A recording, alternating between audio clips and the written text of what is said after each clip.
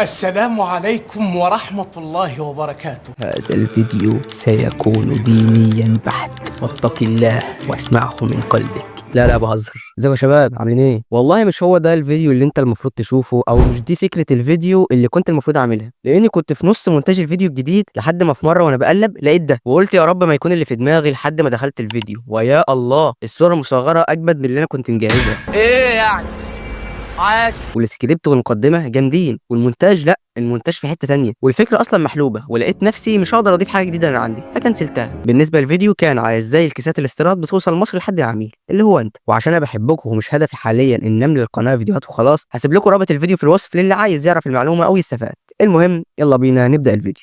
بما اننا في رمضان خلاص، وبصراحه في ايام كده في رمضان بلاقي يوم عندي خمول، يوم عندي هبوط، يوم تعبان، فعملت بحث كده عن اهم الاخطاء اللي بتدمر صحه الواحد وبتضيع مجهود الصيام في الاخطاء دي، وقلت افيدكم معايا بالمره. والشرح ده مش هيبقى شرح زي الفيديوهات اللي فاتت، لان احنا في رمضان وغالبا انت بتتفرج عليا الصبح، ولو انت بتتفرج عليا بالليل فاحنا في شهر بركه وربنا يسهل. خلينا نبدا بقى باول حاجه، وهي كسر الصيام على اكل تقيل او مشروبات غلط. اول حاجه بتدخل جوه معدتك بعد الصيام بتفرق جدا في صحتك. النبي صلى الله عليه وسلم علمنا نبدا بحاجه خفيفه، مش بالاكل الدسم اللي بيتعب الجسم بدل ما يريحه. النبي صلى الله عليه وسلم كان بيفطر على رطبات، فان لم يجد فعلى تمرات، فان لم يجد حسى حسوات من الماء، وده لان التمر خفيف على المعده وسهل الامتصاص، بيدي الجسم طاقه بدون ما يتعب الجهاز الهضمي. ايه هي بقى الاخطاء اللي بنعملها؟ الاكل التقيل اول ما نسمع الاذان، الاكلات الدسمه والمقليه زي السمبوسه والمحشي واللحوم بتحتاج وقت للهضم، واول ما تدخل المعده بعد ساعات صيام طويله بتعمل تقلصات وانتفاخ. تاني حاجه وهو شرب ميه بارده جدا مره واحده، ده بيخلي المعده تتقلص مره واحده وبيسبب الم. انك بتكتر من السكريات والحلويات بعد الفطار على طول، دي حاجه بتسبب في ارتفاع سريع في السكر وبعدها خمول. ازاي نفطر بطريقه صحيحه؟ ابدا بتمر او ميه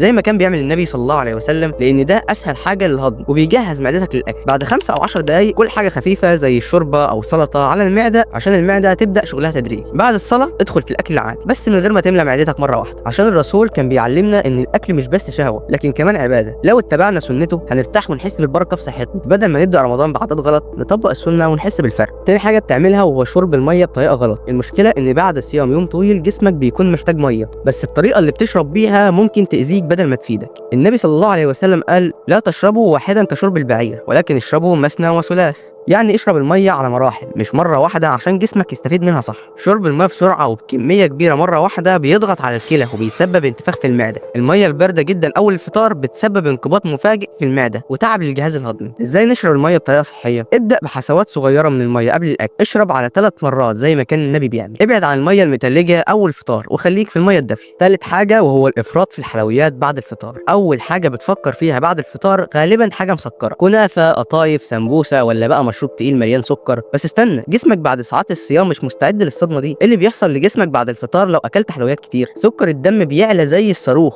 وبعدها فجاه ينزل، فتحس بخمول رهيب وتلاقي نفسك مش قادر تتحرك. المعده بتتعب لان السكريات الكتير بعد صيام طويل بتعمل اضطراب في الهضم وانتفاخ. الادمان من غير ما تحس، كل ما تاكل سكريات كل ما جسمك يطلب اكتر، ودي دايره مش هتخلص. وزياده الوزن المفاجئه لان جسمك بعد الصيام بيخزن اي طاقه زياده على طول في صوره دهون. ازاي بقى انت تستمتع بالحلويات من غير ما تدمر صحتك؟ ما تبداش الفطار بحلويات، ابدا بحاجه خفيفه زي التمر والميه. لو لازم تاكل حاجه مسكره خليك في كميات صغيره جدا بعد ساعتين من الفطار. جرب بدائل صحيه زي الفواكه او الحلويات اللي بسكر قليل. ما تاكلش الحلويات مع الشاي او العصير المسكر. بالله عليكم ايه رايكم في السكريبت؟ والله تعبت وانا بكتبه. قدرني بقى اخو، حط لايك. السحور الغلط اللي بيخليك تعبان طول اليوم، تصحى الصبح حاسس انك مهدود. صدقني المشكله مش في الصيام، المشكله في اللي انت اكلته في السحور. الاعتماد على الكربوهيدرات السريعه زي العيش الابيض والحلويات والرز بترفع سكر الدم بسرعه وبعدها بينزل، فتلاقي نفسك جعان وتعبان بدري جدا. وغير كده الوجبات المليانه ملح زي الجبنه القديمه والمخلل، هتشرب ميه كتير تصحى عطشان جدا وكمان ضغطك هيعاني. السحور من غير بروتين ودهون صحيه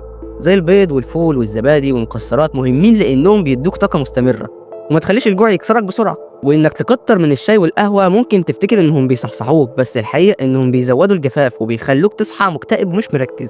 وانك مش بتشرب ميه كفايه، لو معتمد على العصاير او المشروبات الغازيه فده غلط كبير لان جسمك محتاج ميه نقيه. ازاي بقى انت تعمل سحور يديك طاقه طول اليوم؟ خليك في الحبوب الكامله زي الشوفان او العيش البلدي. ركز على البروتينات زي البيض، الفول، الزبادي اليوناني. قلل الملح والكافيين وزود الدهون الصحيه زي المكسرات وزيت الزيتون. اشرب ميه كفايه، ما تزودش في السكر عشان ما تحسش بخمول بسرعه. السحور الصح مش بس بيخليك صايم ومرتاح، لكنه كمان بيخليك نشيط طول اليوم. اختياراتك هي اللي بتحدد شكل يومك، فاختار الصح. النوم بعد الفطار على طول، وهدي بقى اكبر غلطه بتدمر صحتك، وانا سبتها للاخر عشان كده. اول ما تفطر تحس ان السرير بيناديك، فطبيعي تحس بكسل بعد الاكل. بس النوم بعد الفطار مباشره ممكن يكون اسوأ حاجه بتعملها لجسمك. ايه اللي بيحصل لجسمك لو نمت بعد الفطار؟ بيحصل الاتي: حموضه وارتجاج مرعب، المعده لسه شغاله وانت نايم، الاكل بيرجع للمريء فتلاقي نفسك مصحى على حرقان وتقلب في السرير، خمول اكتر مش راحه. النوم بعد الاكل مش بيديك طاقه، بالعكس بيخليك تصحى حاسس انك تعبان اكتر. وغير كده بتزيد في الوزن بسرعه، جسمك بدل ما يحرق السعرات بيخزنها في صوره دهون، خصوصا لو اكلك كان دسم، وبيحصل لك اضطراب في عمليه الهضم عشان نومك بيفسد حركه المعده، فتلاقي نفسك مصحى على انتفاخ وتقلصات. ازاي بقى تتجنب الكارثه دي؟ بعد الفطار قوم اتحرك شويه، حتى لو مجرد مشي بسيط في البيت. لو حاسس انك لازم تسترخي اقعد في وضع مريح بدل ما تنام. خلي النوم بعد الفطار بساعتين على الاقل عشان تدي جسمك فرصه يهدم. لو حاسس بخمول اشرب ميه او خد نفس عميق بدل ما ترمي نفسك في السرير. في النهايه رمضان مش بس صيام واكل، دي فرصه نغير فيها عاداتنا للاحسن، سواء كنت بتبدا بفطارك غلط او بتشرب الميه بطريقه تضرك او حتى بتكسل وتفضل نايم طول اليوم. كل العادات دي بتأثر عليك وبتخليك تحس بالإرهاق أكتر بدل ما تستفيد من الشهر الكريم. جرب تغير شوية، اهتم بصحتك، اتحرك وكل باعتدال وشوف الفرق بنفسك. وطبعا ما تنساش اللايك والاشتراك في القناة وفعل الجرس عشان يوصلك كل جديد. ومستني رأيك في الكومنتات عن أكتر عادة كنت بتعملها في رمضان، وأشوفكم في الفيديو الجاي. سلام.